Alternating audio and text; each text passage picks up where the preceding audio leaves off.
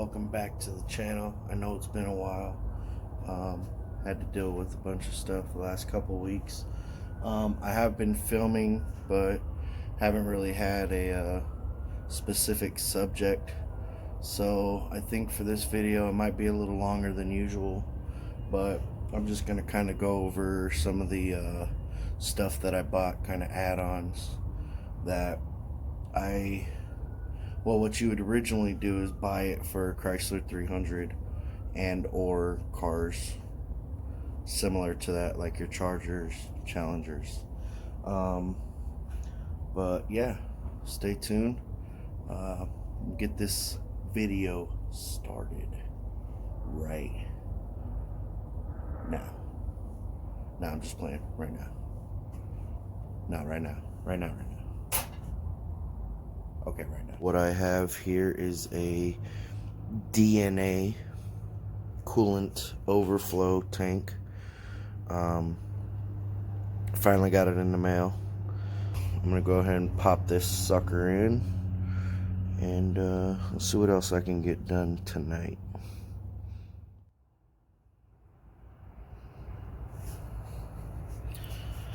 Okay, I've got it mounted. Kind of give you these little screws, but it's on there. It ain't going nowhere. This just slides in there, but the piece that they gave me to lock it down is too big. It won't fit. So what I'm gonna do is I marked it to see the lines, and I'm just gonna hit it with a file it down.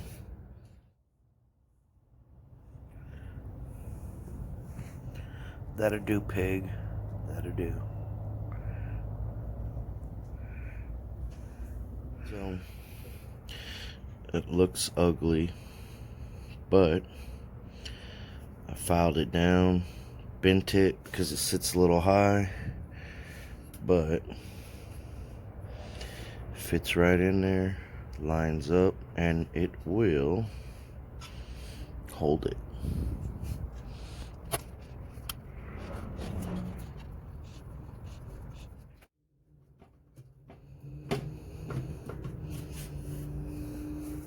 Reservoir is ready to go. Next, I'm gonna figure out where I'm going to mount this catch can. This is what I came up with for the oil catch can. But yeah, little by little we getting it. Something cool came in today. Yeah, let's see what it is. It is the Hooker Black Heart trans cross member. So now what I'm going to do is take the transmission mount it up to the back of the transmission, figure out where underneath that's going to sit, and bolt it in. Here I have the new transmission mount right there. I had to get shorter bolts because the original bolts were like 4 inches long. So now what I'm going to do is I'm going to jack the transmission up and see where the mount is actually going to hit on the frame rail. Well, not hit, but where it's going to mount.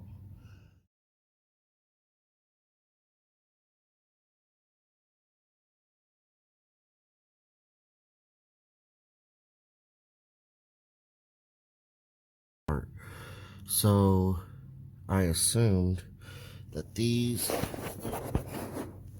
2 tabs on the bottom would line up with the holes on the transmission mount. As I'm going to take that tail piece off, and I am going to widen those to where I can bolt that straight to this.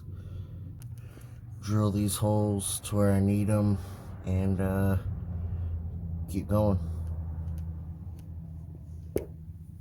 Took the mount off of the I guess the other mount, but what I'm going to do is I'm going to line this up with the holes and just widen these to where I could get the bolts in. So there you can see it'll be cutting, well, drilling this and this inside part. So that's what I'm gonna do now. It's not the prettiest, but it will work. I got it to where I can bolt this to it. It's centered in this line, and I have the adapter plates.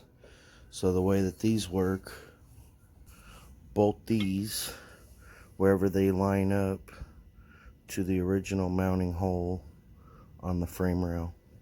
Is bolt this together, bolt that back onto the transmission, and try to get at least this bolted to the mount, and see if this will even line up with the frame rails with the existing mount holes that went for the original transmission.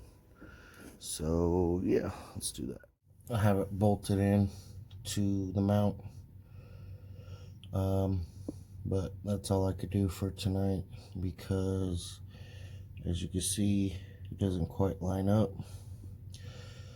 That side is actually hitting the rail, so it's 4 o'clock right now in the morning. So I'm gonna start cleaning up, and I will pick this back up tomorrow. So next on the build sheet is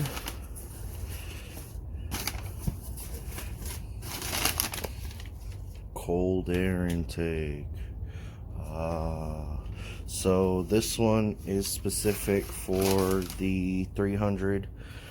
Obviously comes off of the throttle body, comes out, utilizes this hole here, and puts your filter underneath, which is kind of cool. I want to kind of stay away from filling that area, especially because I still need to put a radiator. I still need to put a intercooler, which I'm not going to use this one. This is for the truck. The truck's original, and I actually have something else to show you to replace that, which would be this brand new intercooler. I'm going to use this one for oil, and then I think I'm going to get one of the like 3-inch thinner ones for the transmission, get them to fit. But let's get back to that intercooler. Alright, so this is what the kit includes. You have 2 boot couplers, which are pretty thick. I feel like pretty good quality, honestly. Not just like that cheap rubber. It's got some firmness to it. 4 clamps, straight and elbow coupler. 4-inch, by the way, filter and a hose. So yeah, let's get this hooked up.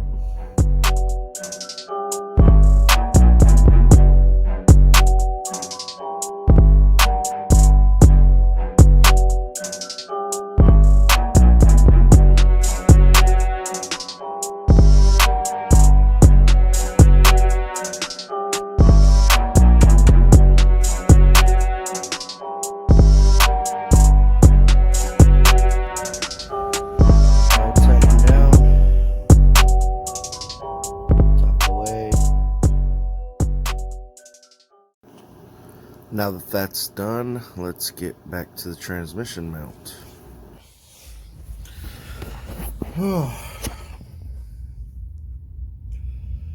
Alright, so I know this video is kind of all over the place, but I try to get stuff done. Sometimes I step away from things, come back to it later with a fresh mind. So here I have a ratchet strap, very old ratchet strap, and I'm surprised that it worked. But the point is, it is mocked up. Bolts are in where they need to be. Drop the jack. Boom. Transmission is pretty much mocked up. So now what I'm going to do is go ahead and tighten those bolts down, keep it moving. Now that I got the transmission mounted, the headers are almost lined up. You see here. So what I did was I marked on the truck frame where I needed to notch it for the headers to fit. Right here is what I was talking about in my earlier videos, where I'm just gonna weld a plate from here to here. This is the tower frame, if you will. That's the subframe where it bolts up to it. Hopefully, once I notch this part, get the headers to actually fit flush with the block, maybe that'll free up some space in here to actually put this through it. But right now, just to get that header to line up, I had to move this lower shaft out of the way. So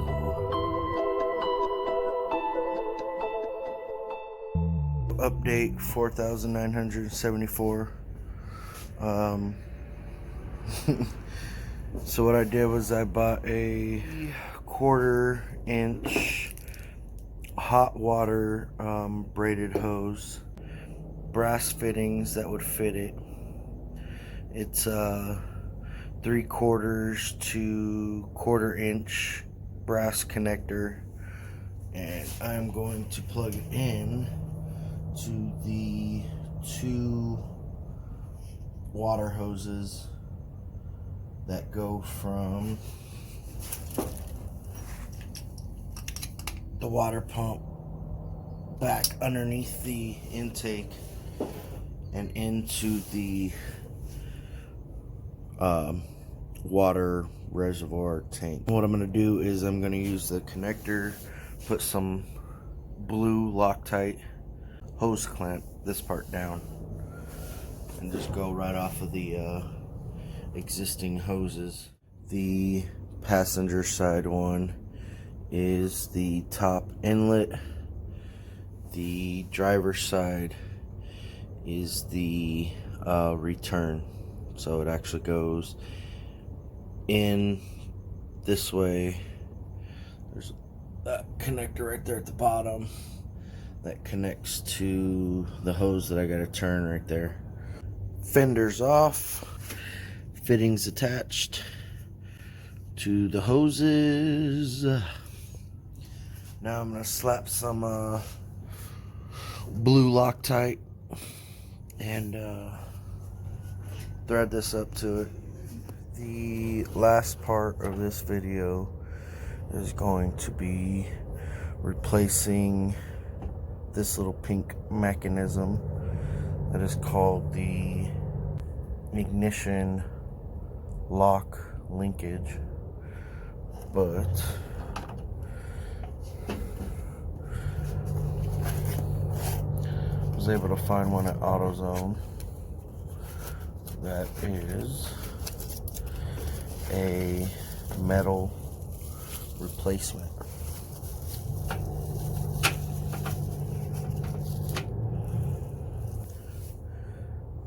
with everything that was connected, I couldn't get the key out of the ignition, and it wouldn't let me shift even with my foot on the brake and all that. So hopefully that'll take care of that. So, I'm gonna pop this in, and then I'm going to start editing this video up and get it loaded up to the interweb, the inner tube. So I'm gonna get it posted. Make sure to like, share, subscribe, all that good fun stuff. But keep your eyes peeled for the next video. Alright, there it is. I could tell right off the bat that the spring that they give you is a lot stronger than this spring that came out of it. All I did was take the little rubber band, put it back on there. But yeah, I could already tell it's a lot sturdier. So, alright guys, I will see you soon. Peace.